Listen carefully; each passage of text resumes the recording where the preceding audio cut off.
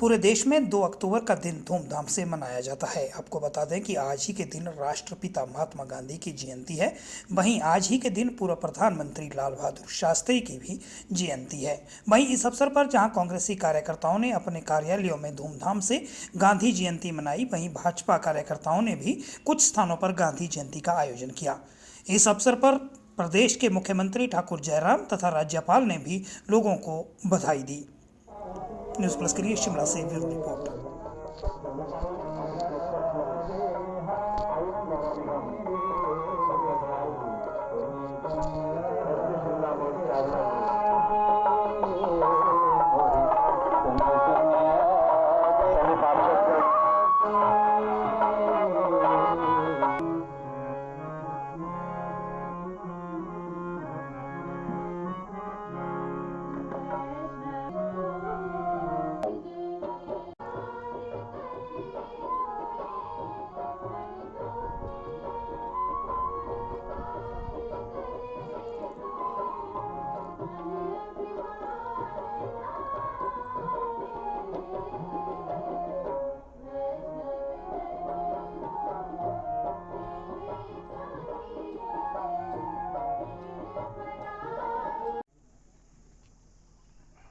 महात्मा गांधी जी का और लाल बहादुर शास्त्री जी का जन्म दिवस है। बहुत पवित्र दिन है। दोनों महापुरुष महात्मा गांधी जी सत्य, अहिंसा और धर्म के आचरण से उन्होंने अपना जीवन में एक आदर्श लगाया और उन्होंने स्वराज्य के आंदोलन में उनका संदेश एक ही था, स्वदेशी और रामराज और ग्रामीण विकास। सारे अपने भारतीय परंपराओं को, अपने विचारधारा को उन्होंने दक्षिण अफ्रीका लेके उन्होंने सारा जीवन तक वो सत्यनिष्ठा ही उनका आग्रह रहा। ऐसे महात्मा जी का आज इस कोविड की परिस्थिति में उनके विचार से, उनके आचार से और हम आत्मनिर्भर बने और हम शक्तिशाली बने और जो हमारी स्वदेशी भावना और ज़्यादा फैलाए। वैसे ही लाल बहादुर शास्त्री वो भी जो है बहुत सादगी जीवन था। महात्मा जी के आदर्शों को उन्होंने आचरण करके प्रधानमंत्री के रूप में बताया। उन्होंने जय जवान जय किसान का जो नारा दिया वो बहुत ही प्रेरणादायक है। वैसे लाल बहादुर शास्त्री जी भी सारा महात्मा गांधी जी के अनुरूप से उन्होंने वैसे ही उनका आदर्श सिद्धांतों को लिया। ऐसे दो महानुभावों गांधी जी का जीवन आज के परिप्रेक्ष्य में मैं कह सकता हूं कि बहुत प्रेरणादायक हमारे समाज के लिए है, देश के लिए तो है, लेकिन देश के अलावा बाहर भी विदेशों में गांधी जी को सादगी के लिए, स्वच्छता के लिए और जिस प्रकार से उनने शांति प्रिय ढंग से जो है स्वतंत्रता के आंदोलन को आगे बढ़ाने में अपना योगदान दिया, उन सारी बातों के लिए स्मरण करता है। और आज के इस परिप्रेक्ष्य में गांधी जी के जीवन से इस नई पीढ़ी को बहुत सारी चीज़ें सीखने को हैं।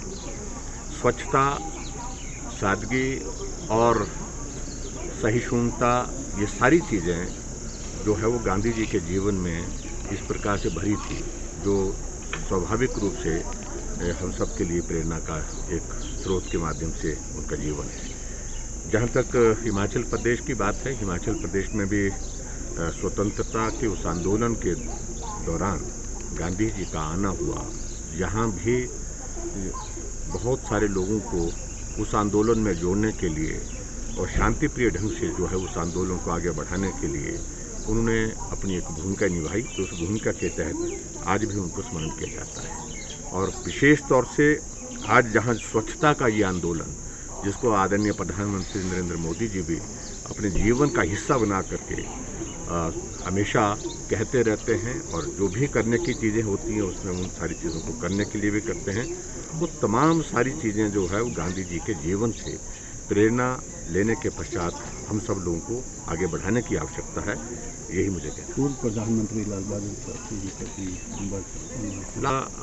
भी पूरे देश के लिए एक बहुत बड़ा योगदान रहा। ईमानदारी और उनका जिस प्रकार से देश के लिए चाहे थोड़े ही वक्त के लिए, लेकिन उसके बावजूद भी उस थोड़े से वक्त के लिए भी जो जिस प्रकार से उन्होंने देश को एक सूत्र में बांध करके आगे बढ़ाने के लिए अपनी भूमिका निभाई, उसके लिए उनको भी स्मरण किया जाता है। और मैं उनके जीवन से भी बहुत सारी चीज़ें, जो सादगी भरे जीवन और उसके बाद सहजता और बहुत मृदुभाषी थे जैसे उनके जीवन की, वो सारी चीज़ों को लेकर के कि बहुत एक महत्वपूर्ण पल वो है जिसका हम इंतज़ार कर रहे थे काफ़ी अर्से से। वो जो है वो अपने समापन की ओर बढ़ रहा है और टनल का उद्घाटन हो रहा है। अटल टनल रोहतांग, जो अब इस टनल का जो नाम रखा गया है, उसका विधिवत उद्घाटन कल होने वाला है। आज रक्षा मंत्री जी सारे इसका जो है वो जायज़ा लेने के लिए आए हैं और आकर के जो है वो सारी चीज़ों की तैयारियों का जायज़ा लेने के पश्चात जो है वो कल प्रधानमंत्री जी के साथ इस टनल के इनॉग्रेशन में हिस्सा लेंगे। मुझे सबसे बड़ी बात यही कहनी है कि सामरिक दृष्टि से इस टनल का एक बहुत बड़ा महत्व है, एक बात।